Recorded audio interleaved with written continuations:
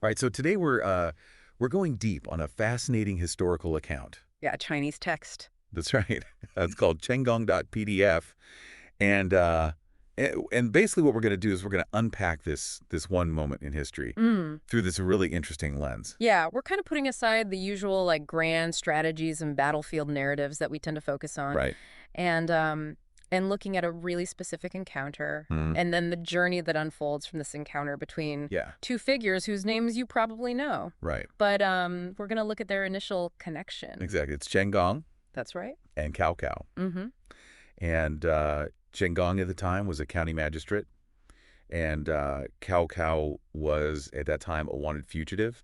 So Yeah. this is really like getting a backstage view Yeah. of their early careers and the loyalties that were formed and broken, Right. and the ambitions that took shape. So Hmm. it's a chance for you to kind of get a richer perspective on a period you might already know something about. So let's set the stage for you. Yeah.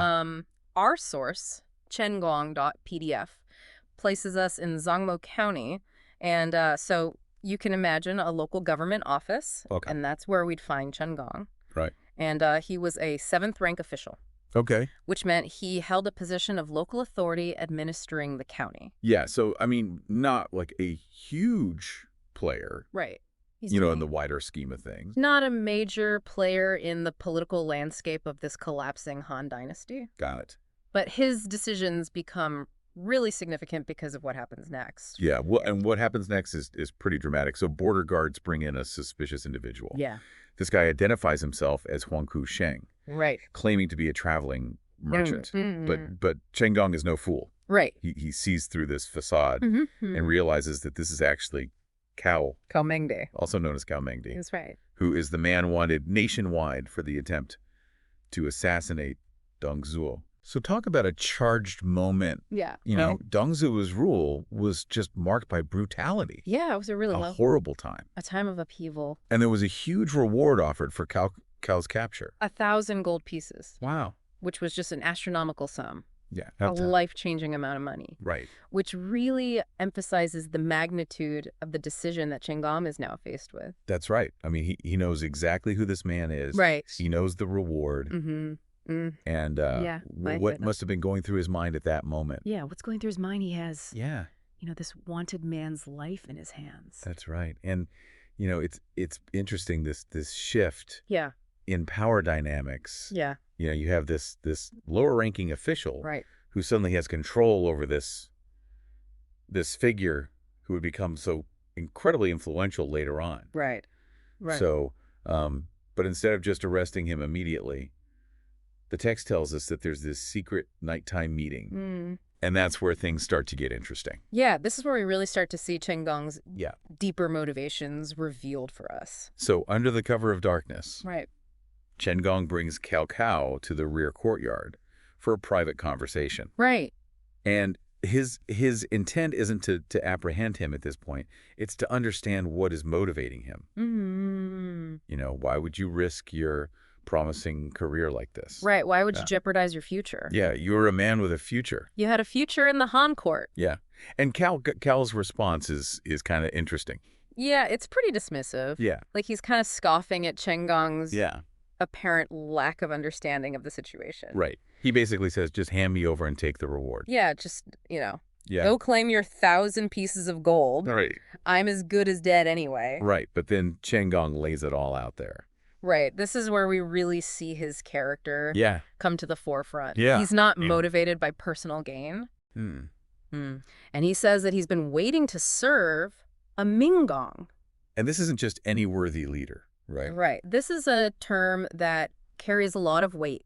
Yeah. It implies that this person has virtue, wisdom, and a legitimate claim to righteous rule. So he's looking for someone special. He's not just looking for any warlord. And Cal's response is interesting. Yeah, he seems to kind of look at Chen Gong with Yeah. new eyes. And this is where he says, well, okay, actually, my service under Deng Zhuo was never about allegiance. Right. It was a strategic move to get close to him so that I could assassinate him. Right. So he's saying this wasn't about loyalty. Right. It was about a higher purpose, Yeah. trying to rid the land of this tyrant. Yeah, and so for Chen Gong, this seems to be what convinces him. This is the moment where Yeah. he decides not only to not turn him in, but to actually join his cause. Right, and then we learned about Cao Cao's plan. Yeah, he's not just going to disappear. Right. He wants to go back to his home territory and Yeah. rally support among the regional lords to oppose Dongzhuo. Right. So it's a big plan. This is about Yeah. igniting a larger movement. And Chen Gong is all in. Fully committed, He resigns his post, sacrifices his position. which is a big deal, Mm-mm. right? Yeah, huge sacrifice. They change their clothing, procure horses, and set off together. Yeah. So they travel for 3 days, Right. and they end up at the residence of Lu Boche. Mm-hmm. Now, Lu Boche is Cao's father's sworn brother. Right, and that's a very important relationship. Yeah, this bond between sworn brothers was super important in that era. Stronger than blood sometimes. Yeah. Considered as strong as family. And they arrive seeking refuge and assistance from Lu Boche. Right, and they find it. Yeah, Lu Boche is genuinely happy to see them. yeah. He's concerned for Cao's well-being.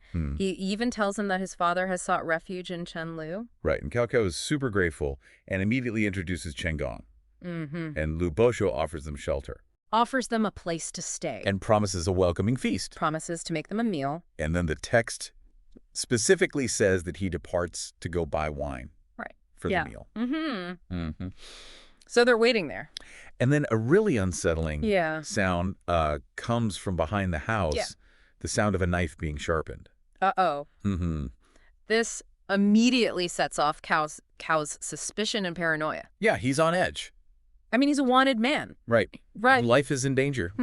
So, Mhm. understandably, he suggests to Chen Gong that they should look into it. Right. So they stealthily approach the back of the house Yeah. and overhear someone say, tie him up before killing him. Yeah. And in that moment, Cao. Cao Xiao just jumps to a conclusion. He just assumes Yeah. that they're talking about him. Right. That's a plot. And he doesn't even try to figure out what's going on. Yeah, fueled by fear. Yeah, he draws his sword Mm. and attacks. Without any hesitation. And tragically, 8 members of Lu Boche's household are killed. Yeah. Men, women, children, they don't discriminate. It's a horrible, Mm. chaotic scene. And then they discover the source of the sound. Yeah, the pig The pig. being prepared for slaughter. Mm. It's a horrible, horrible misunderstanding. And Chen Gong is immediately Yeah, filled with remorse. yeah. He condemns Cao's actions. He realizes what a terrible, Yeah. an irreversible mistake they've made. This shows us the tragic consequences of misinterpreting events through fear. Absolutely. But the story isn't over. It gets worse. Yeah, as they're getting ready to leave, Yeah. Lu Boche returns. With the wine, Yeah. fruit and vegetable. the provisions for the meal. Mm, He's surprised to see them leaving so soon. right. And Cao Cao just says, well, I'm a fugitive. I've got to go. Can't stay long. Got to keep moving. But Lu Boche insists they stay. He says, I've already had my family prepare Yeah. a feast for you. With the pig. Yeah. And then And then Cao just kills him. kills him. Just like that. It's shocking. Yeah. I mean, just the suddenness, The callousness. the brutality of it. It just shows his ruthlessness. Chen Gong is utterly dismayed by this. Of course. I mean, he questions, how can you do this? Right. This man offered us kindness and shelter. Mm. And Cao's justification is just chilling. It really reveals his worldview. Yeah. He says, I would rather wrong others and have them wrong me. Wow. So he's willing to prioritize his own safety over anyone else's life. At this point, Chen Gong just can't take it anymore. This is the breaking point. He realizes who Cao Cao really is. Yeah, the illusion is shattered. He can't be associated with this. Mm. So he leaves the night. Heads east. Their paths diverge. Yeah, they go their separate ways. And the text then goes on to tell us a little bit about Chen Gong's later life. Right, he ends up serving another powerful but ill-fated figure. Lu Bu. And they're captured together at the Battle of White Gate Tower. Right. And Lu Bu, clinging to life, tries to surrender to Cao Cao. Bleeds for his life. But Chen Gong refuses. Even in the face of death. It's such an interesting irony. Yeah. You know? He saved Cao Cao's life. Yeah, he saves his life and then refuses to serve him. Chooses death over service. It speaks to his strong moral convictions. Yeah. And the text itself seems to link Cao Cao's early ruthlessness to the short-lived nature of the dynasty he would establish. Yeah, like there's some cosmic justice Right. or consequence to his actions. So this encounter, this one moment in history Yeah. is really a turning point, not just in their relationship, but in their lives. Yeah. And this is what we wanted to show you, this deep dive. We want to show you how Yeah. this one tragic series of events reveals a huge gap in their characters in terms of morality and ambition. Think about it. How could this initial encounter, which seems so promising, Filled with hope Yeah. and shared purpose. descend into this shocking violence and betrayal? Right. It really makes you wonder how these events shape the future Yeah. of these men and the era that they lived in. How did this define them? Yeah, what does this tell us about leadership and loyalty? The choices we make, And the consequences. especially in moments of pressure Yeah. and perceived crisis. Maybe you should explore some other historical narratives from this period and see if you can find some other perspectives on this split. Yeah, it's fascinating stuff. It really is. Thanks for joining us. Thanks for having me.